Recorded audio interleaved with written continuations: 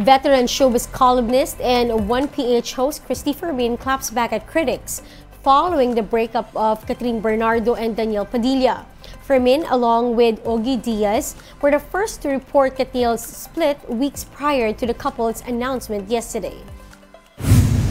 Ako po ay naglakas ng loob na sabihin dito sa CFM at sa SNN na hiwalay na po talaga sila ng matagal ng panahon dahil kumpleto po ako ng detalye. Ang tanging puhunan ko po sa trabahong ito, sa aking profesyon, ay kredibilidad.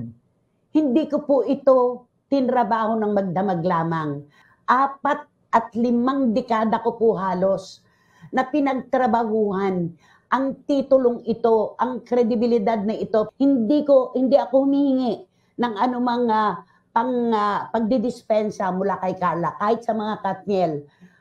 Lawakan nyo lamang po ang inyong isip, puso, at paghusga sa mga bagay-bagay habang hindi pa po ninyo nalilinawan ang lahat ng mga pangyayari.